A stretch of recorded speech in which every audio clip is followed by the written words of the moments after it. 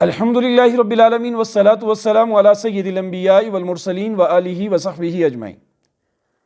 Social media پر آئے روز نئی نئی چیزیں دیکھ کر بندہ حیرت میں رہ جاتا ہے۔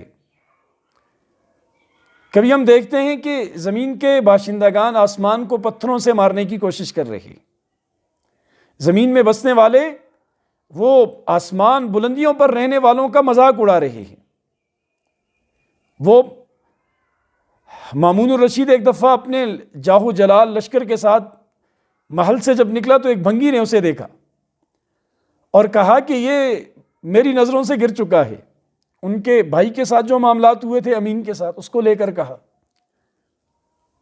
تو عرب ادباء جو ہیں انہوں نے ایسے واقعات کے لیے عجیب لطیف جملہ کہا ہے کہ انفن فی الماء و استن فی السماء، کہ بھائی میاں کی ناک تو پانی میں ہے اور دوبر شریف آسمان میں لگانے کی کوشش کر رہا ہے۔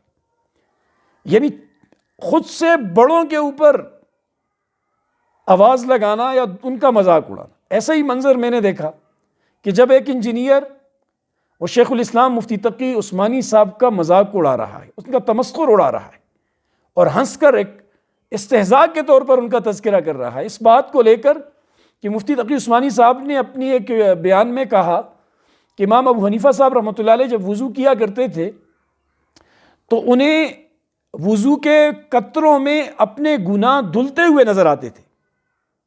وہ حدیث ہے نا حضور علیہ السلام کی، جس کا مفہوم ہے کہ وضو کے قطروں کے ساتھ بندے کے گناہ جڑ جاتے ہیں۔ اب اس کو لے کر وہ مذاق اڑاتے ہیں کہ یہ کیسے ہو سکتا ہے، یہ دیکھو یہ مفتی تقی عثمانی کس قسم کی باتیں کر رہا ہے۔ حالانکہ یہ کرامت ہے اولیاء کی۔ بہت ساری کرامات کا ذکر تو اللہ پاک نے قرآن مجید میں کیا ہے۔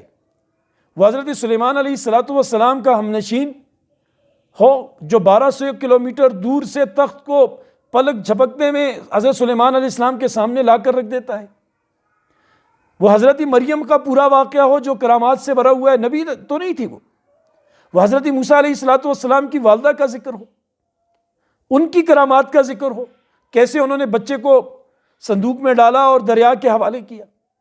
یہودی آج تک حضرت عیسیٰ علیہ السلام کی ولادت کو لے کر حضرت مریم کے اوپر الزام لگا رہے۔ ان کرامتوں کا ذکر تو قرآن مجید میں بھی ہے۔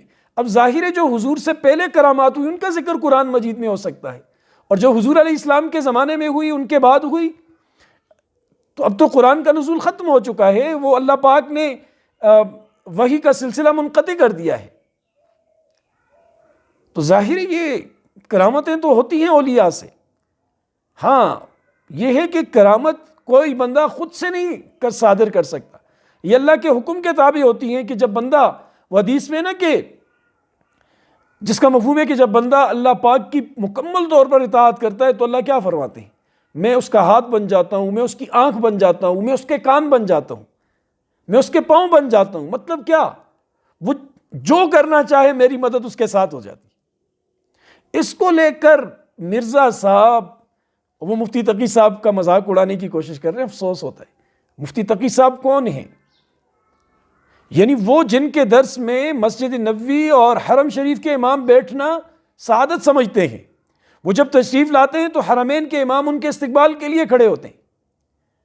پوری دنیا کی جو فقہ اسلامی ہے اس کے 5 سال مفتی تقی عثمانی صاحب صدر رہے۔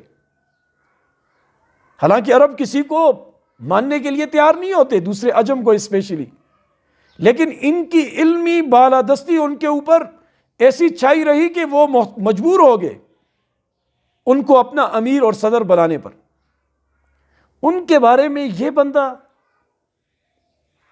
جس نے کوئی ڈھنگ سے پڑھا بھی نہیں ہے، اردو ترجمے دیکھ کر جو تحقیق کی بھرمار کر دیتا ہے، جو علم کے جو اصول اور ضوابط ہیں قرآن مجید اور حدیث کو پڑھنے کے، ان میں سے ان اصول، ضوابط، ان فنون سے بالکل کورا ہے، وہ ان کے اوپر بات کرتا ہے۔ تو وہ ایک واقعہ مجھے یاد آ گیا کہ ایک بادشاہ نے کہا کہ میرے بیٹے کو کوئی بندہ 1 ہفتے میں عالم بنا دے، تو سب نے ہاتھ کھڑے کر دیے کہ بادشاہ سلامت، یہ مشکل کام ہے، اس کے لیے تو بڑا کام کرنا پڑتا ہے، 2-4 سال پہلے فنون پڑھنے پڑتے ہیں، گرامر پڑھنی پڑتی ہے، اس کے بعد اصول پڑھنے پڑتے ہیں، پھر جا کر حدیث اور اوپر کا جو علم ہے وہ پڑھنا پڑتا ہے۔ بادشاہ ناراض ہوا، قریب تھا کہ وہ ناراض ہو کر سزائیں دیتا۔ تو ایک مولوی صاحب نے کہا کہ میں آپ کے بیٹے کو ایک ہفتے میں عالم گریجویٹ بناؤں گا۔ اب ایک ہفتہ وہ اسے پڑھاتے رہے اور ایک ہی لفظ سکھاتے رہے، لا اسلمو، کہ میں نہیں مانتا۔ یہ جب پک گیا ان کا تو لا کر بادشاہ کے سامنے محل میں کھڑا کیا کہ آپ کا بیٹا عالم بن چکا ہے، اب جیسا امتحان لینا چاہو تو لو۔ اس زمانے کا دستور تھا، مناظرے ہوتے تھے۔ بادشاہ نے اپنے بیٹے کے سامنے بڑے بڑے علماء کو بلایا، پڑھے لکھے لوگوں کو، اور مناظرہ کروایا۔ وہ جتنے دلائل پیش کرتے یہ ایک جواب دیتا، لا اسلمو، میں تمہاری بات مانتا ہی نہیں۔ اب وہ ڈر کے مارے بادشاہ کے یا اس کی وجہ سے یا یہ جاہل ہے اس سے کیا بحث کریں گے، وہ کنی کترا جاتے، اور بادشاہ کہتا میرا بیٹا جیت گیا۔ کرتے کرتے جب اس کی شہرت پھیل گئی اور بادشاہ کے دل میں آیا چلو آج اس کا مقابلہ اس کے استاد سے کروا دیتا ہوں، استاد کو لایا گیا۔ استاد نے کہا دیکھو مجھ سے مقابلہ نہ کرو، بادشاہ نے کہا کرو، مجبور کیا تو تیار ہوا۔ تو کچھ سوال پوچھے، وہ آگے سے لا اسلمو کہتا رہا، میں نہیں مانتا۔ تو بادشاہ نے کہا ہاذا ابو کا، یہ تمہارا والد ہے۔ تو اس نے کہا لا اسلمو، عربی میں کہا، اس نے کہا لا اسلمو، میں نہیں مانتا۔ تو بادشاہ کے جو تیور تھے بدلنے شروع ہو گئے۔ تو استاد محترم نے دوسرا کہا کہ نبی پاک صلی اللہ علیہ وسلم ہمارے نبی ہیں اور آخری نبی ہیں۔ اس نے کہا لا اسلمو، نعوذ باللہ، میں نہیں مانتا۔ کہا اللہ ہمارے رب ہیں۔ اس نے کہا لا اسلمو، میں نہیں مانتا، نعوذ باللہ۔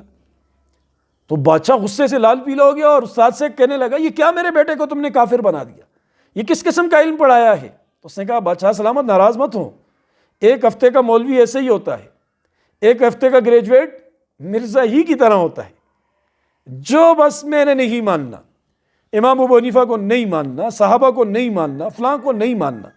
اور بھائی خدا کے لیے مرزا صاحب آپ مہذب زبان استعمال کریں، معزز رویے کا برتاؤ آپ دوسروں کے ساتھ کریں۔